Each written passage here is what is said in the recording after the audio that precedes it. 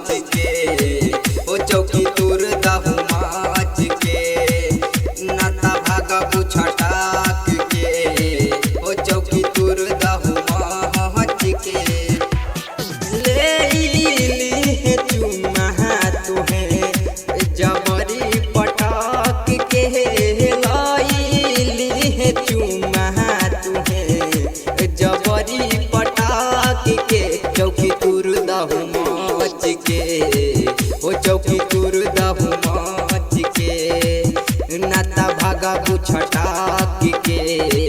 ओ चौकी तुर दहु माच के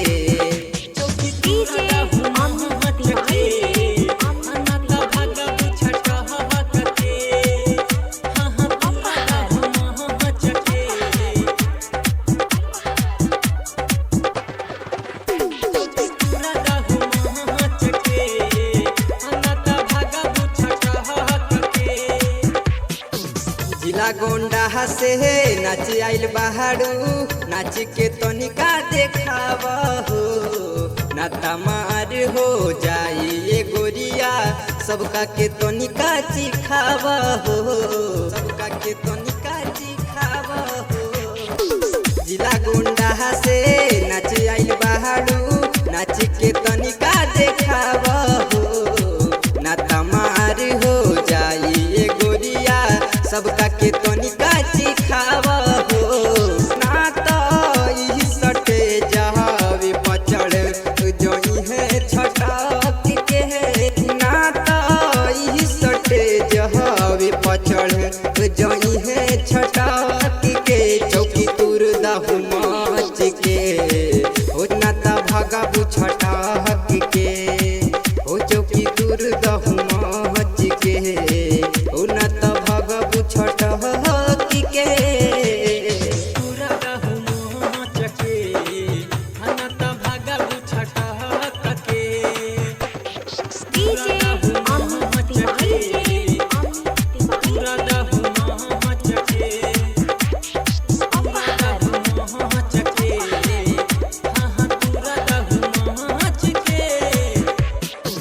भोर होत जाला मुड गड़बड़ाला लइका सब करता टेहाला हो नाही तार करा केस शर्मा धइली है पाजा हो धइली है पाजा हो। भोर होत जाला मुड गड़बड़ाला लइका सब करता टेहाला हो नाही तहाडी जे दुर्गे से तुहा के धइली है पाजा हो। सिंगर सहजा के मन खुश कद कमरिया हिला के सिंगर सहजा के मन खुश कद कमरिया हिला के चौकी तुर दहु माच के हो चौकी तुर दहु माच के नाता भागा बुछटाक के हो चौकी तुर दहु माच के। हवे बहल रामपुर जिला रही हो तू बच के